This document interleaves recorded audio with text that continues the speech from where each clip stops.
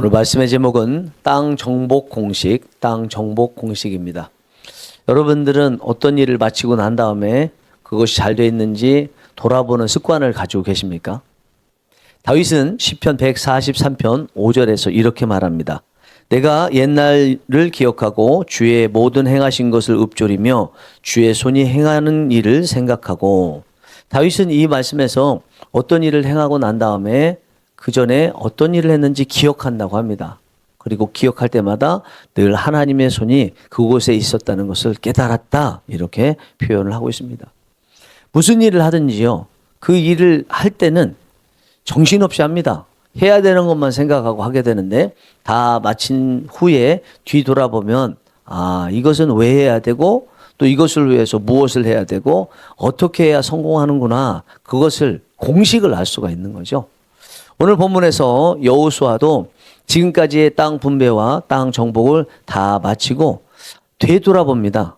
어떻게 이 땅 분배와 땅 정복을 성공적으로 이끌었는지 일종의 공식을 우리에게 제시를 하고 있습니다.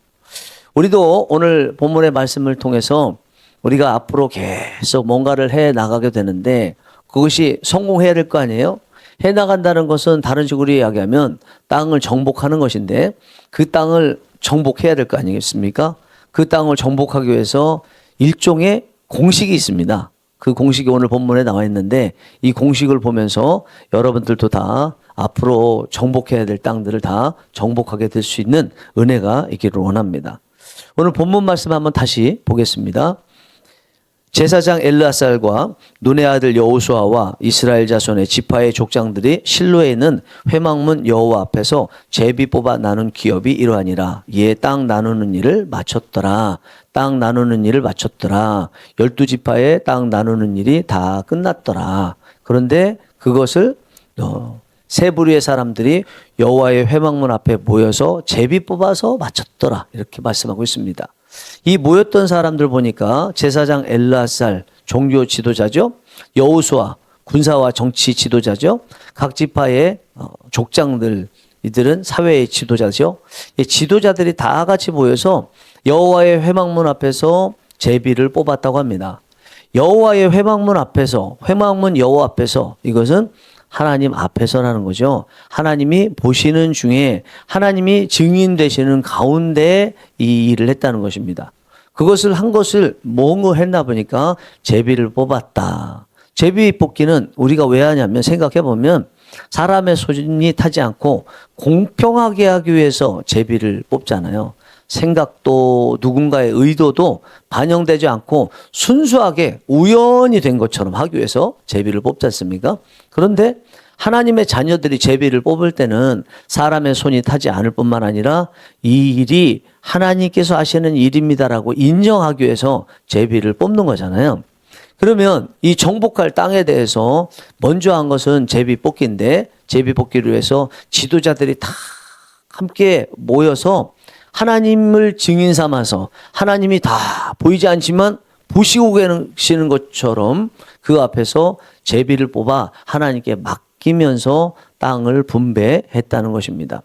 그리고 나서 이제 정복 전쟁을 했죠. 그러면 오늘 이 말씀을 보니까 지금까지 12지파의 땅 정복에 대해서도 그렇고, 또 정리해서 보는 것도 그렇고, 앞으로도 공식으로 삼을 수 있는 땅 정복을 위한 방법이 나와 있다는 거예요. 그 두 가지인데, 하나는 제비 뽑는 것이고요. 그러면서 하나님께 맡기는 것이고, 또 하나는 제비 뽑아 얻은 땅을 직접적으로 가서 열심히 정복하는 것이라고 볼 수가 있습니다. 이 중에서 첫 번째 제비 뽑기를 통해서 땅 분배를 하는 것을 먼저 봤으면 좋겠습니다. 제비 뽑기 하는 것은 지금 땅 정복을 위해서 하는 거니까 정복할 땅의 경계를 제비 뽑기를 통해서 얻는 거죠. 그런데 이것이 하나님께 다 맡기면서 사람의 손은 타지 않으면서 하는 것이기 때문에 완전히 하나님의 결정에 승복하겠습니다, 이런 의미로 제비 뽑기를 하는 것입니다. 그러면 이게 오늘날 우리에게 어떤 식으로 하는 것이 제비 뽑는 것인가 라고 생각해 봤을 때, 하나님께 맡기는 것이라고 했으니까 기도하면서 맡기는 거죠. 하나님, 이번에 이제 대학에 들어가야 됩니다. 어느 대학에 들어가야 되겠습니까? 하나님께서 결정하여 주시옵소서. 이렇게 맡기는 거죠. 또 말씀을 읽으면서 하나님 말씀에 이렇게 읽는데 하나님께서 어떤 말씀을 주시면 그것이 하나님께서 어느 직장으로 가야 되고 내가 지금 하고 있는 일을 이직을 해야 될지 아니면 지속을 해야 될지를 말씀을 통해서 하나님께서 결정해 주시기를 제가 바라면서 말씀을 읽사오니 하나님 말씀하여 주시옵소서. 이렇게 하는 거죠. 히스기야 왕 같은 경우에는요, 아수르의 사내립이 편지를 보냈습니다. 모욕하는 편지. 이게 너무너무 억울하니까 히스기야 왕이 이 편지를 성전에서 딱 펴놓고 하나님 보시옵소서. 이게 하나님을 모욕하는 아수르의 왕이 보낸 편지입니다. 이래서 해야 되겠습니까? 하나님 어떻게 해야 되겠습니까? 라고 실상을 보여드리면서 하나님께 기도했잖아요. 우리가 하나님 앞에 다 맡기면서 제비뽑기를 하듯이 한다는 것은 이렇게 기도하되 단순히 기도하는 것을 때로는 넘어서서 우리의 실상을 다 하나님께 보여드리는 거죠. 하나님, 내가 하고자 하는 일에 지금 현재의 상황이 이렇습니다라고 이렇게 보여드리면서 하나님 앞에 기도하고 하나님 이것을 맡기오니 정복할 수 있도록 방법을 말씀하여 주시옵소서. 이렇게 하는 거죠. 그렇게 하나님 앞에 맡기고 난 다음에 하나님께서 답을 주실 거 아니에요? 그 답이 하나님의 답인지 어떻게 알까요? 때로는 기도하면서 알죠. 기도하면서 이상하게 마음이 온다. 때로는 성경 읽으면서 이것이 수없이 많은 말씀 중에서 이 사안과 관련돼서 하나님께서 주신 그 레마의 말씀, 바로 the right word 이렇게 된다고 느껴질 때가 있잖아요. 그것을 취하게 되는 거죠. 때로는요, 꿈을 꾸기도 합니다. 꿈을 꾸는데 지금까지도 많은 꿈을 꿨지만 이번에 어떤 사안을 놓고 기도하는 중에 꿈 꿨을 때 마음에 이상하게 하나님이 주신 것이 맞다고 느껴지면 그게 성령의 감동일 가능성이 많아요. 그리고 또 때로는 환상을 보기도 하죠. 네, 뭐 눈 감고 있는 중에 볼 수도 있고 잠자는 중에 또 환상이 볼 수 있습니다. 또 열린 환상이라는 것도 있습니다. 눈을 떴는데 환상이 보일 수가 있어요. 여러분 그런 경험 있으시지 않습니까? 이것도 하나님께서 제비 뽑으면서 하나님께 맡겼을 때 하나님께서 응답으로 주신 것일 수 있습니다. 그러나 이 모든 것 외에 가장 확실한 것은요, 이 강대상에서 선포되는 말씀을 통해서 제비 뽑은 결과로 하나님의 의도를 알 수 있는 거예요. 정복할 땅을 알 수 있는 거예요. 강대상에서 선포된 말씀 평상시에는 그냥 우리 삶에 적용 정도가 됐는데 이번에 집중적으로 기도하고 있었는데 하나님께서 주시는 것 같다는 그런 감동이 올 때가 있어요. 마치 내가 기도하고 있고 내가 머물고 있는 그곳에 CCTV를 달아서 목사님이 다 얘기하는 것 같이 하나님께서 지금 자신의 상황을 다 아시고 그에 따라서 정복할 땅을 달라던 기도했던 것을 아시고 정확하게 그에 대한 해답으로 주시는 것 같다라고 느껴지는, 나만을 위해서 설교하신 것 같다고 느껴질 때 그때는요, 하나님이 지금 기도한 것에 대해서 응답으로 주실 가능성이 많습니다. 이렇게 하나님께 제비 뽑듯이 기도하고 말씀 읽고 말씀을 듣고 뭐 여러 가지 방식으로 하나님께 땅을 달라고 구하고 난 다음에 땅이 주어졌으면 어떻게 해야 돼요? 두 번째가 그 땅에 실질적으로 가서 정복을 해야 됩니다. 알려줬으니 가만히 있어서 되는 게 아니고 땅을 정복을 해야 됩니다. 한마디로 어떻게 정복을 해? 열심히 정복을 해야 되죠. 열심히. 이 열심히 정복하는 거, 열심히 이제 대학에 대해서 알았으면 열심히 공부하는 거죠. 어느 직장에 가야 되는지 알았으면 그 직장에 들어갈 수 있는 것을 열심히 준비하는 거죠. 그리고 열심히 기도하는 거죠. 아브라함은요, 하나님께서 네가 밟는 땅을 내가 네게 주리라 하시는 하나님의 그 음성을 듣고 나서 그 땅이 어느 땅인지 정확하게 말씀하지 않으시고 밟는 땅을 주신다고 했기 때문에 열심히 밟았습니다. 그 결과로 헤브론을 얻었습니다. 어린 다윗은 양을 칠 때 열심히 양을 쳤습니다. 왜냐하면 그것이 하나님께서 자신에게 맡겨주신 땅이라고 생각했기 때문에 그렇습니다. 120명의 예수님의 제자들은 마가의 다락방에서 열심히 오로지 기도에 힘쓰니라 라는 말씀이 있는 것과 같이 열심히 기도를 했습니다. 제가 지금 몇 가지 예를 들어서 나열을 했는데 열심히에는 두 가지 있다는 것을 발견할 수가 있습니다. 하나는 몸을 움직여서 몸이 이동해서 하는 열심이 있고요. 또 하나는 앉은 자리에서 열심을 내는 것이 있습니다. 이 앉은 자리에서 열심히 내는 게 뭐예요? 기도죠.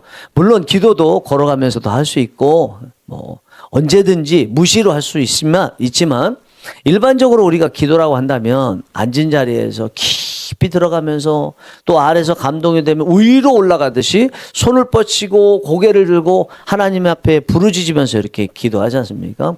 결국 열심을 내서 하나님께서 주시마 약속하신 땅을 정복한다는 것은요, 두 가지가 있는 거라는 거예요. 열심히 움직이는 것입니다. 교회 부흥을 위해서 현수 막 걸어 붙이고, 그리고 전도지 나눠주고, 또 행사하면서 또 사람들을 모으기도 하고, 이런 열심이 있어야 된다는 것입니다. 그러나 거기에 더해서 꼭 있어야 될 열심, 바로 기도하는 것이라는 거예요. 땅을 처음에 어떤 땅을 정복해야 되는지 구할 때도 기도로 지금 구했잖아요. 그런데 그렇게 해서 하나님께서 정복할 땅을 알려주시면 그 땅에 가서 정복하기 위해서도 열심히 기도하는 것, 이것이 필요하다는 것입니다. 120명의 예수님의 제자들이 마가의 다락방에서 열심히 기도했습니다. 왜 열심히 기도했어요? 예수님께서 예루살렘을 떠나지 말고 성령을 기다리라는 일종의 제비뽑기를 했을 때 어떤 땅을 주시는지에 대한 그 땅을 주신 거죠. 그 땅이 뭐예요? 예루살렘에 머물러서 성령을 기다리는 것입니다. 그 말씀, 제비뽑기 결과를 주님께서 주시니까 이들이 했던 것은 열심히 마가의 다락방에 모여서 기도했던 것입니다.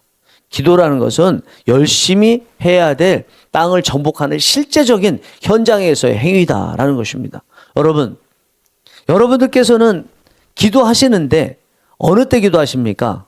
어떤 것을 하나님의 뜻을 얻기 위해서만 기도하십니까? 아니면 하나님의 뜻을 얻고 정복한 땅을 알고 난 다음에 그 땅을 실제로 정복하기 위해서도 열심히 기도하십니까? 설교 준비할 때만 기도하는 것이 아니라 이 설교단에 서서도 계속 기도하는 거거든요. 순간순간 하나님 도와주시옵소서, 담대하게 하여 주옵소서, 성령님 일하여 주옵소서. 또 순간순간 머무는 그 휴지 시간 동안에 하나님 앞에 기도하면서 저도 설교를 하거든요. 그렇습니다. 기도라는 것은 준비할 때만 하는 것이 아니고 하나님의 뜻을 알기 위해서만 기도하는 것이 아니고 알았으면 정복한 땅 가서 그곳에서도 열심히 기도하면서 정복을 해야 되는 것입니다. 이렇게 하나님의 자녀는 하나님의 뜻에 따라서 정복할 땅이 어디인지 받았으면 열심히 기도해야 되는데, 그런데 이렇게 열심히 노력하는 것을 우리는 자칫 이거는 하나님의 뜻에 따라 하는 게 아니지, 하나님께 맡기는 게 아니지, 하나님께 맡기는 것은 기도만 하는 것이지라고 생각할 가능성이 많습니다. 맡기는 것은 오로지 기도하는 것 외에는 맡기는 것이 아니다, 이렇게 생각할 가능성이 많습니다. 그러나 여러분, 맡기는 것, 기도하는 것뿐만 아니라요, 그 다음에 우리 행동하는 것도 다 해당이 됩니다. 우리가 하나님 앞에 맡기며 기도했죠. 그리고 나서 이제 열심히 주신 땅을 정복해야 되죠. 정복할 때에도 이게 기도하는 것, 이거 필요하고, 그리고 실제적으로 행동하는 것이 함께 필요하다는 것입니다. 여러분께서는 하나님께서 주시는 땅, 이 땅을 정복하는데 열심을 내고 계십니까? 여러분들에게 정복해야 될 그 땅은 현재 어떤 땅입니까? 건강의 땅입니까? 아니면 물질의 땅입니까? 아니면 계속해서 눌리는 직장 영역에서의 땅입니까? 아니면 자녀의 땅입니까? 어떤 때는요, 영적 슬럼프가 올 때가 있죠. 그 슬럼프가 여러분들이 지금 정복해야 될 땅입니까? 사업장을 운영하는 데 있어서 직원들이 문제가 있습니까? 아니면 여러분들이 아이디어가 부족하고 사업 아이템 콘텐츠가 부족한 이것이 정복할 땅입니까? 우리 자녀들은 학업과 진로에 있어서 학업을 해야 되는지 또 직장을 가야 되는지 이것이 결정할 때 필요한 것이 여러분들께서 지금 정복할 땅이십니까? 그 모든 것에 대해서 하나님께 한번 맡겨보시기 바랍니다. 그리고 하나님께서 알려주시면 그것을 정복할 땅으로 생각하고 열심히 정복하시기 바랍니다. 그리고 여기에 대해서 기도도 하시기 바랍니다. 혹시 여러분들 중에 아직 정복할 땅이 무엇인지 하나님께 여쭤보지도 않으시고 여쭤본 다음에 정복할 땅이 무엇인지 알았음에도 정복하러 열심을 내면서 기도하거나 행하지 않은 분이 계십니까? 그래도 실망하지 마시고요.